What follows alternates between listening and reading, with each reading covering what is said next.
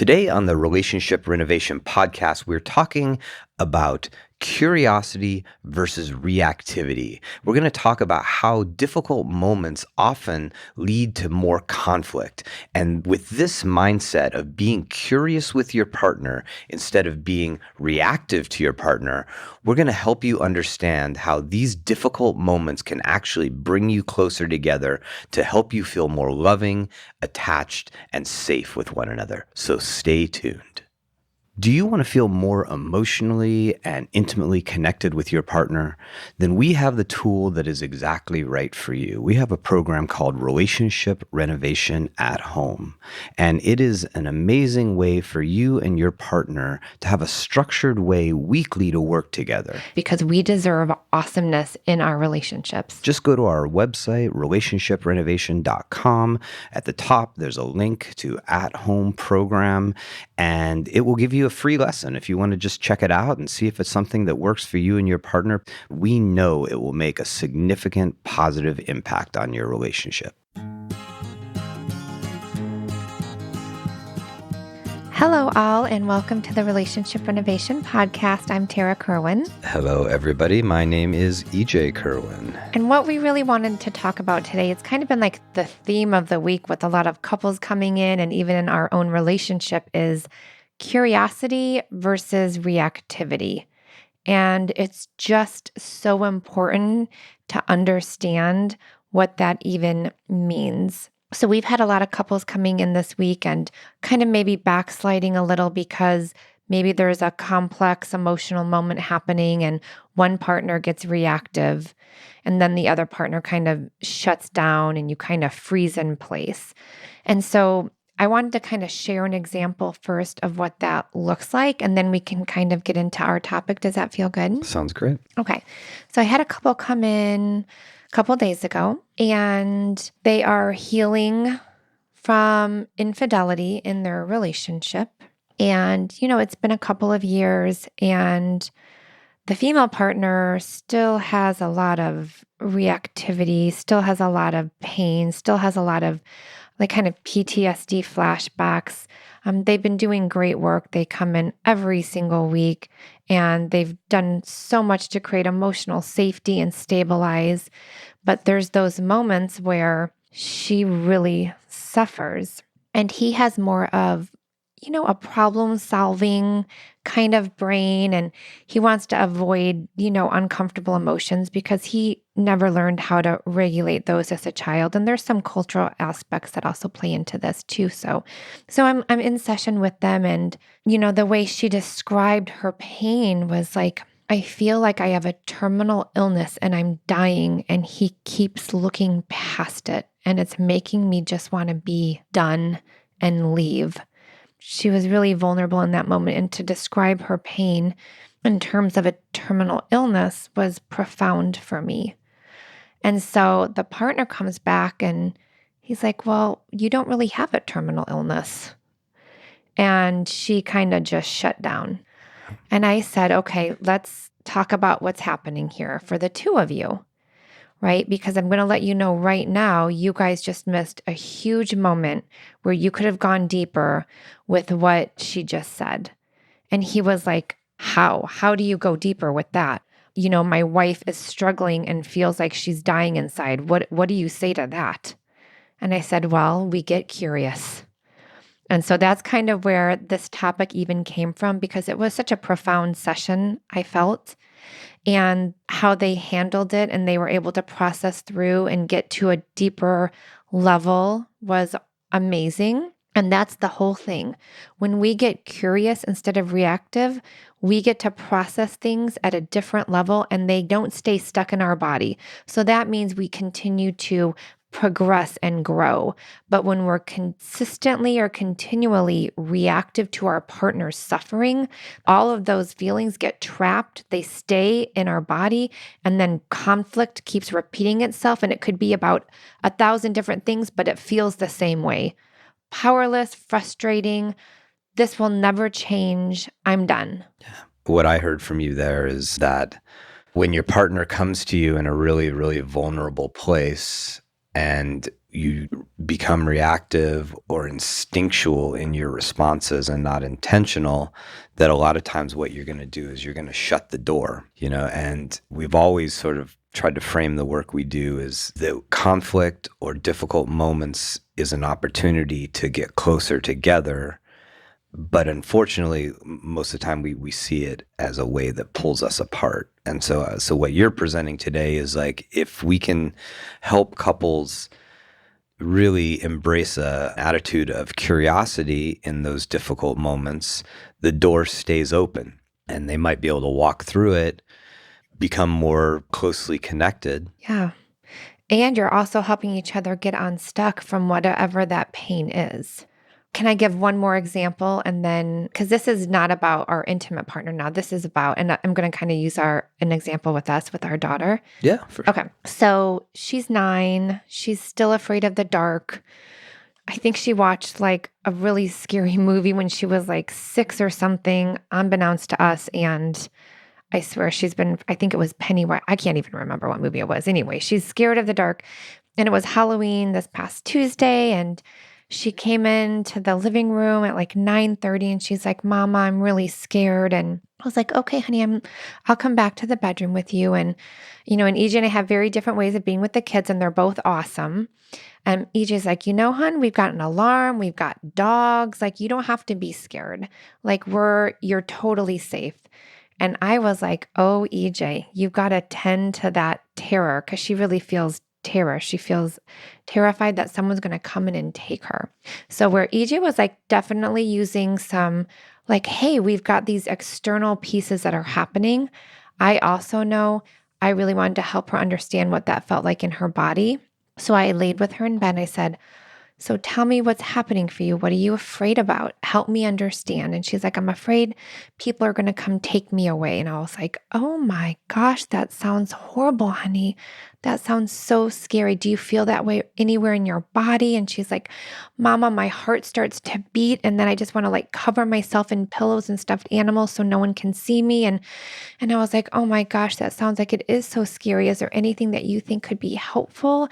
And then we just started to get calm in her body. And so I'm helping her regulate a very uncomfortable emotion, which is terror, fear. And then she also has that other piece of like, yes, and we have our dogs and our alarm, and mom and dad are here to protect her. So we kind of did this great dual approach, very different. But what would have happened if I didn't go deeper in that moment is that would have just stayed stuck in her body. She wouldn't have known how to, "Oh my gosh, my heart's racing because of this." And I can actually tell myself that I am calm and I am safe. And I can see that my heart is starting to beat slower now. So again, it's just another example of it helped her regulate her uncomfortable emotions. And when our partners do that for each other, especially when we're even causing each other pain, it helps us grow and regulate instead of stay stuck. So again, curiosity versus reactivity, it's so important. Yeah. I think the first step of it is, how do you have the conversation of, when we have emotionally complex situations, how do each of us respond? Because we respond very differently. I mean, and I think this is, we have tools that we talk about every week and different ways to go about solving problems. And some of them are processes that work in various areas of your relationship. And I think this tool is definitely one that applies in being curious and not reactive. And that is, the first thing you have to do is you have to have a conversation about, how do we handle these moments currently and what would we like it to be? That we have to talk about this before we're in the middle of it. Because when we're in the middle of it, like, part of this idea for this podcast Tara had was that not only did this happen for various clients we saw this week, but it sort of happened for us as well. And we did a lot of processing at the end about different ways it could have gone, but it was still in the midst of it, which made it, we were both, our nervous systems were still activated. And if you can have this conversation with your partner about curiosity in difficult moments versus reactivity before you're in it, there's a higher likelihood that then once you're in it, you have a roadmap, because that, for me at least, the person who can be the more problem solving, the more like, hey, we have the dogs, we have the security system guy. Mm. That's my operating system that boots without me having to try, and that's the whole reactivity, because reactivity doesn't always look like anger or Mhm. frustration. Sometimes reactivity is just reacting in a problem solving mindset. Well, that is exactly what happened with the couple I just presented earlier. He was like trying to problem solve but you don't have a terminal illness. I'm like, that's just not true. And what can I do? I'll do anything and I said, that's not helpful right now because you're missing out on sharing in this emotional experience with her. Yeah. And I think that's hard for the person who needs to be the curious person, because it's not like their intent is to shut the person down or tell them that their feelings aren't valid or Not at like all. get over it. Their intent most of the time is pretty positive. It's like, I Absolutely. want to support my partner. It's just the instinctive way, Yeah. the reactive Yeah. way may not be useful, might not help. And what was really cool about this session, and if this couple is listening, I know you know who you are, and it was great. She was like, because he was trying really hard to be curious without problem solving.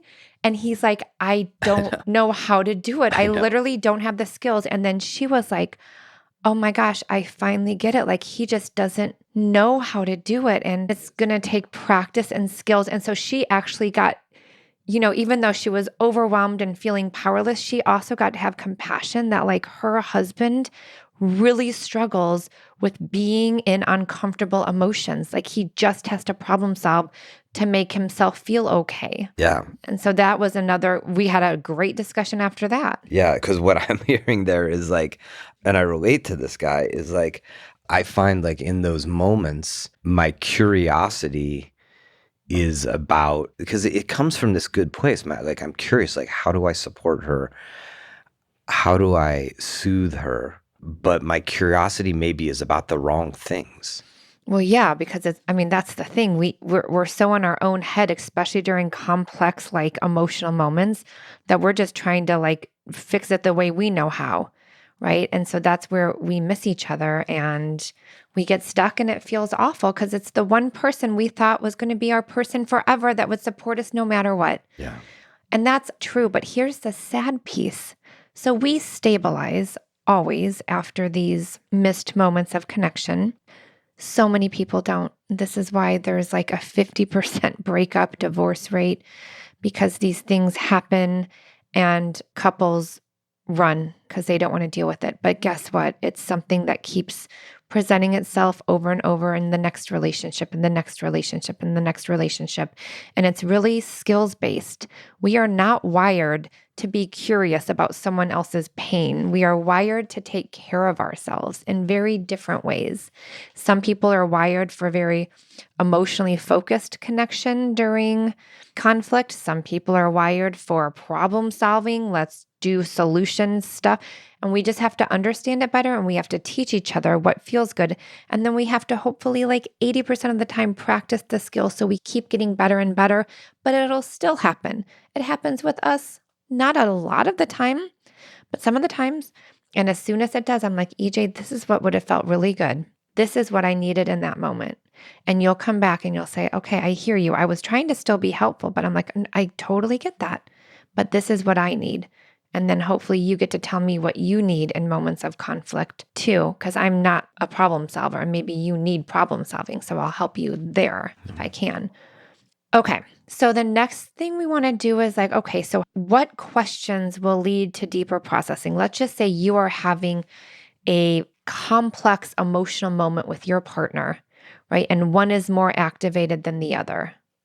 So it's usually the person that's less activated that is going to be curious about the activation.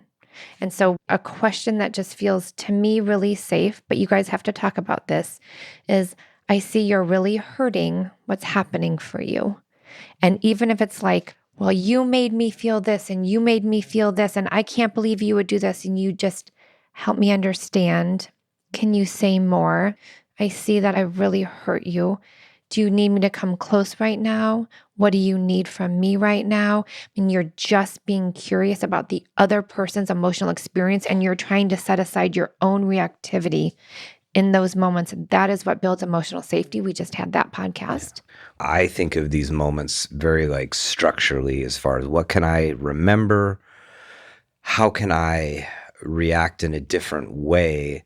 And what I finding is that like the word I oftentimes is not going to get me anywhere, because even if I start sometimes with I'm seeing that you're really hurt, tell me more, what's happening for you.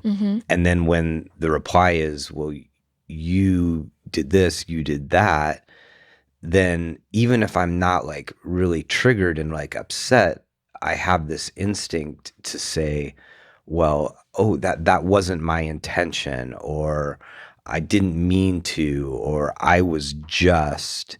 And so I switch it over to like my process, and that always goes wrong. Right. And so in those moments, what I'm learning is that whoever's on the side of the slightly less triggered needs to just stick with the other person, needs to not defend themselves, needs to not go into that problem solving mode, but follow up with more open-ended questions, maybe also restating what they just heard.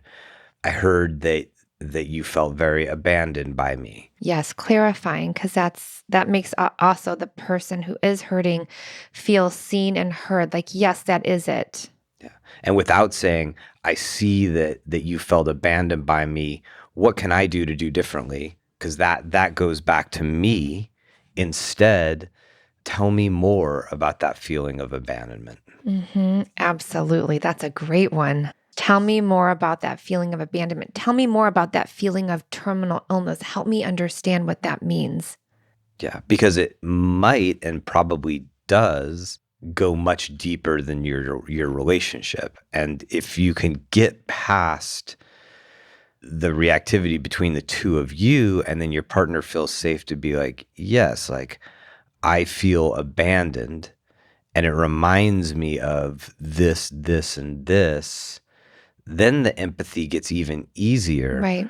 Because you're understanding like, oh, this just wasn't about my miss. It's about 100 misses before me, or it's about this really horrible thing that this person went through, or, you know, that your goal with this is to help your partner understand just why they're suffering as deeply as they are, and that you're just there to be a safe space for them. Yes. And then, like, after that whole curiosity piece happens and partners can come back to each other, I'm like, I'm so sorry I hurt you in that moment, that I didn't mean that. Like, that's when that can be heard, because you've already given that platform for processing at a deeper level. And it feels so good. This is why you have to try it. It's very, very hard. Listeners, you have to hear this. It's one of the hardest things, is to be curious instead of reactive, especially if we are the ones that cause that pain. It's much easier if we're not, if it's like the mother-in-law or somebody else. But when it's us, it's really hard. But try it and see what happens. Like, dig your heels into your own reactivity and be like, help me understand. I can see you're really hurting. Tell me more. That sounds awful. Yeah. And so going back to, okay, how do we support you out there in the audience in taking this on and in making a shift in your relationship where you're more curious and supportive and less reactive and instinctive in your responses? One thing you might want to do individually and then also talk together about is, in these difficult moments, what are each of our instinctive responses? Yes. Right. And then that's where self-reflection comes. Like, okay, when I see my partner that they're in a lot of suffering, and maybe even I seem to feel like I'm responsible for it, left to my own devices, if I just go into autopilot, how will I react? Right. And that is like an incredibly valuable piece of information for you and your partner. Because if I share with Tarah, well, in those moments, I feel really uncomfortable. I feel like it's my fault. I feel defensive, whatever it is. Yeah. And then when I feel those things, That's exactly what my male partner felt. yeah, this is the way I react. Then you're like, okay, well, that's the reactive part. Now I understand the reactive part. Okay, how do I want to show up?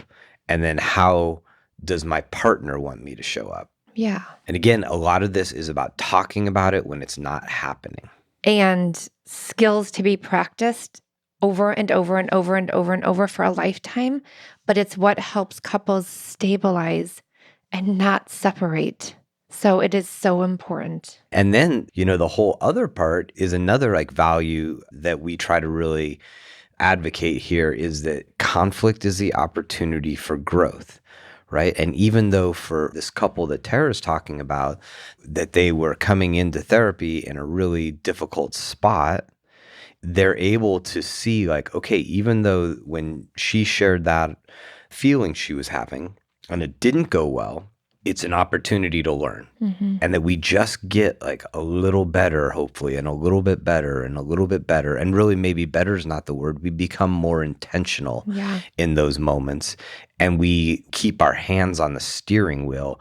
Whereas most time when really highly activated moments happen, our hands come off the steering wheel and it goes on into autopilot. Mm-hmm. And even if you start to fall into those old patterns, but then you recognize, oh my gosh, I'm reacting right now the way I always react. It's not helpful. I'm going to do a U-turn right now. Yeah. I'm going to start responding in the way that my partner has told me will be helpful in these moments. And then hopefully your partner is able to like recognize and be like, okay, they're trying. They're trying to do it differently. Yep. That's all that matters. It doesn't have to be perfect. They're trying to do it differently. And this is what creates long-lasting, strong relationships that can stabilize after rupture, right? A lot of couples do not stabilize after rupture. And just taking this whole curiosity versus reactivity is going to feel safe. It's going to feel supportive. It's going to feel like everyone in this relationship is taking accountability and working on this. And also knowing that like we're all going to have really difficult times, very complex, emotionally complex situations. We all deal with it very differently, but the two of us, we're in this together and we're going to keep figuring this shit out. Well, and I think that creates confidence. Yep. In the relationship that things can be different. If both people are having these conversations and you're looking at being more intentional in how you react to one another, and then you're using it in those difficult moments, even if you face a difficult moment, even if it goes a little bit offline for a little bit, but you just do it a little bit differently, it builds confidence, because that's one of the things that drives people into the place of hopelessness is when you just do it exactly the same over and over and over again. And when you do it exactly the same way over and over in a non-effective way, you also get more emotionally heightened. Right. Because it's just like it becomes more and more and more frustrating. We have to teach each other. So even if you have moments that rupture and you weren't curious and you were reactive, it's okay. It's going to happen, but you have to come back and revisit that and say, here is what actually would have felt really supportive in that moment. Here's what I needed. What did you need? I mean, you just keep teaching each other around your experience. I think after our thing that happened yesterday, I called you like 15 minutes later. I had to take our daughter to gymnastics. And I'm like, EJ, I think this is what would have felt really good. And you were like, okay, right? Like we can hear that now. And so now I gave him a little bit of information around, hey, when we're talking about this subject, it was work related. I know you went into problem solving mode, but like that's not what I needed in that moment. Some moments I do need problem solving. And then you actually problem solved after you attuned to the emotional piece. And that is another little tool there. And it depends on the situation, but sometimes what we've had work with couples is if the person who is more the instinctive problem solver asks them right now, do you want me to help you solve the problem? Or do you want me to just be curious about how you're feeling and what's going on for you? Because sometimes it's hard, I think, for a person to figure out which mode do they need me to be in. And again, if you can make that agreement that when there's a difficult moment, is it okay if I ask you at the very beginning, are you looking for solutions or are you looking for emotional presence? And you tell me, then I'm like, okay, I got that hat on. I'm going to take off my problem solving hat. I'm going to put it on the ground. And I'm start to cultivate this other hat, because a lot of problem solvers don't have that emotional cultivation yet, which is okay. Yeah. And so just a little bit of a clarification also, and kind of coming towards the end here, is we talked about curiosity versus reactivity, but more like specific, a lot of what we talked about is being emotionally present for your partner versus being a problem solver for your partner, and knowing how and when to be each one is very important. And I would love to hear from listeners, like, try this out. See what happens. Be curious in a moment of uncomfortability instead of reactive, and tell me what happens. We want to hear this. We want to be able to bring it back to our podcast and be like, wow, this listener reached out, they tried this, and it had a whole different outcome than it would have normally had. I mean, we want to hear that people are taking our podcast and utilizing some of the tools, the skills, the ideas that we bring. And we want to hear the positive outcomes that happen from that. So that way, other listeners, it's like we're all magnets with each other. Like, oh my gosh, I want to try that too. I want to try that too. Wow, that does work. We bring this because it works in our relationship. It helps us stabilize and continue to grow. I think another thing that would be great to hear back from our audience, and you can just send this to info@relationshiprenovation.com, is what are the phrases that your partner can use that are curiosity based that help you open up in a difficult moment? I love like that. If there's like, man, when my partner says this, or I would love it if my partner said this, please share those. And then we'll have a follow-up episode where we're like, okay, these are some real clear phrases that you can use that we've heard from other listeners that really help you open up versus closing down. Because that's what I notice with couples. It's what I notice with ourselves, is there's moments in these difficult moments where we either shut down or we stay open with our partner. And our goal is to help all of you stay open in difficult moments so you grow together, so you get closer together. And so in those moments, think of Tom and Jerry. If you ever watch Tom and Jerry, where Tom would have like the devil on one side, the angel on the other side. Think of reactivity or curiosity. Curiosity or reactivity. Which one can I choose? Choose curiosity. See what happens. Yeah, and please share this show with anyone that you think would have a really positive impact. We're growing our community. We're building a group of people who are growing together, who are having amazing, loving relationships, who are having secure attachments. And the best way that you can help us out with this is just copy the link, send it to one of your friends, help us build this community of just, amazing people devoted to personal and relationship growth. And as always, take care of yourself, take care of each other. Bye-bye. Bye. Me and you just singing on the train. Me and you listening to the rain. Me and you, we are the same. Me and you have all the fame we need. Indeed, you and me are we.